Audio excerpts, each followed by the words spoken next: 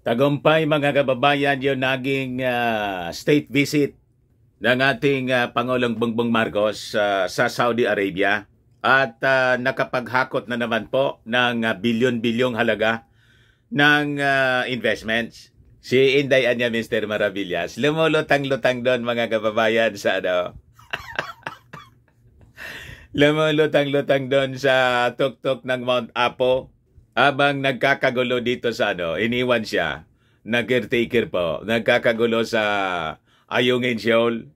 Binangga na kasi ng Chinese Coast Guard yung ating resupply mission. Si Inday po, lumulutang-lutang sa hangin. Lumulutang-lutang sa ulap, mga kababayan. Yung Pangulo po, busy-busy sa pagtrabaho. Billions in business pledges secured. Marcos returns from successful visit to Saudi Arabia, mga kababayan. May ganun talaga niya, Mr. Maravillas. Ito yung mga laman ng balita. Marcos to OFWs, your efforts are not gone unnoticed. Ganyan kasipag, mga kababayan ng ating Pangulong Bongbong Marcos. Habang enjoy na enjoy sa pag-akyat sa bundok.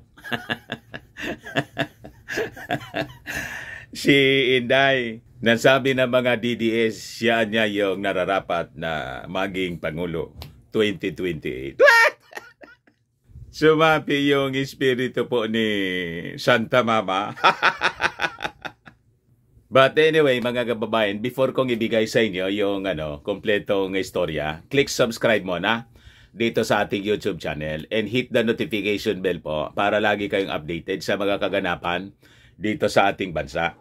Like and share na rin po ninyo ng ating video at huwag na rin po ninyo na skip yung ating mga commercial ads para pambili natin ng aircraft carrier na pang tapat natin sa China Coast Guard. Di ba? Salamat muna pala sa mga dumalo sa grand launching ng aming Colossal Fitness Gym doong Sabado. Ayan po, mga kababayan. Si DILG Assistant Secretary for Community Participation, Madam Elizabeth N. Lopez de Leon. Siya po. Tapos yung Vice Governor po ng Albay, Vice Governor Glenda Ongbongao. Tapos si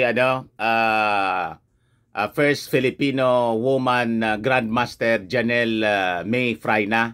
Tapos si NEDA Director Region 4A Agnes Espinas Tolentino. Ito po kasama ni Asik Beth. So napakasaya ng aming okasyon.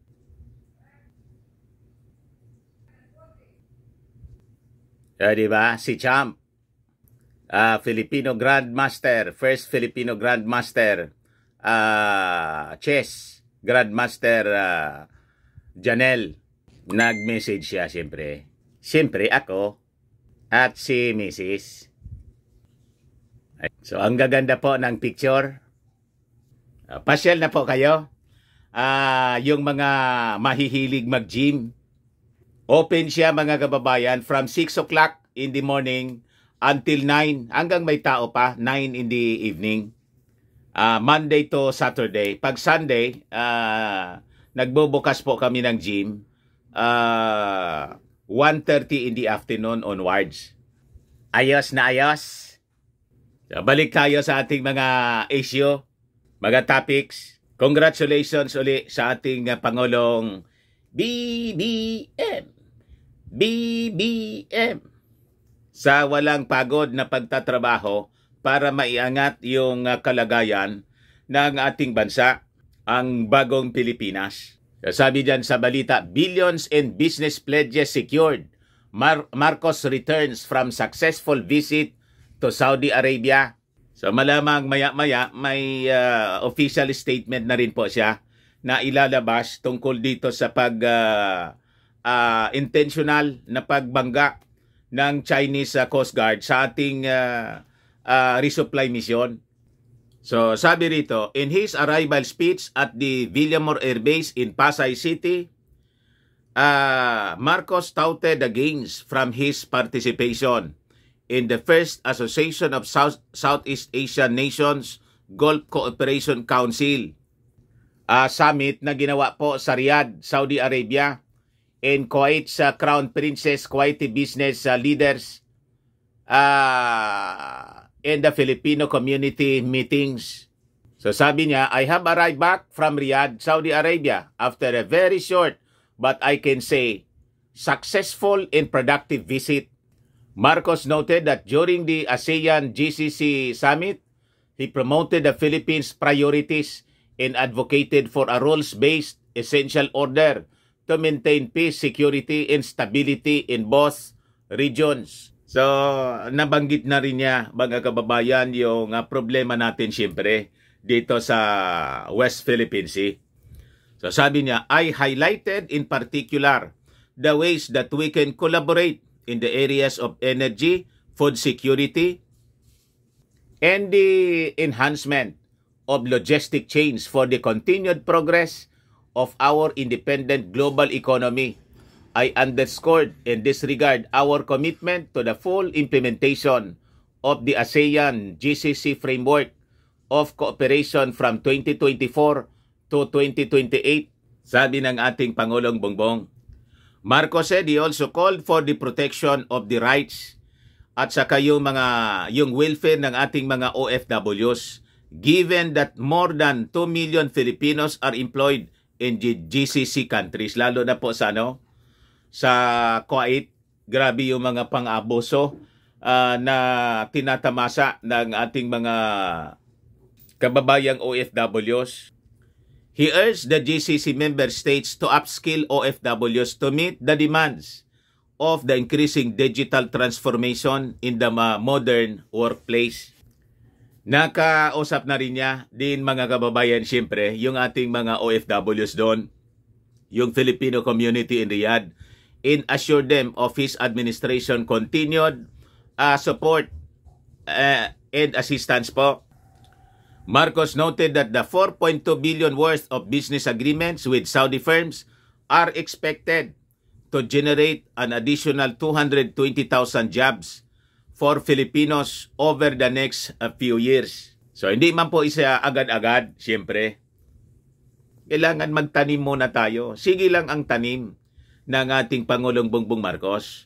And we will reap in due time, mga kababayan.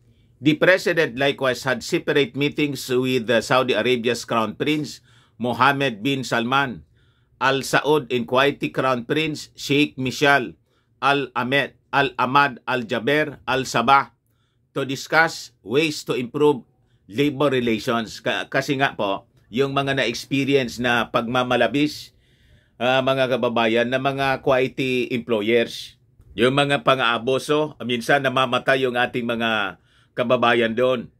Sa minsay naman niya sa Filipino community, sabi ng ating Pangulo, he is proud of the incredible determination and resilience ng ating mga OFWs na napakalaki yung tulong sa gross ng ating economy. So sabi niya, on behalf of the government of the Philippines, I convey my gratitude and express my admiration to each and every one of you. You serve as an inspiration to us all. The knowledge, the skills that you have acquired, yung inyong galing at sipag habang kayo'y nandito have proven to be invaluable assets ng ating bansa. Kaya't ang sasabihin ko sa inyo, kapag nakakausap ko po ang mga leader po ng mga bansa, bago pa ako makapaghilo, makapagbati, lagi nilang sinasabi, ang galing-galing ng mga Filipino dito sa amin, ang husay-husay ng mga Filipino sa amin, ang babait, ang sisipag ng mga Filipino, sabi ng ating Pangulo. Yan ang pinagmamalaki natin. Yung human resources. Kaya dahil doon po, hangang-hanga sa atin ang mga foreign employers. Kaya po yung mga OFWs talagang first choice sila ng mga employers sa iba't ibang bansa all throughout the world. Di ba mga kababayan ko, world class ang mga Filipino po.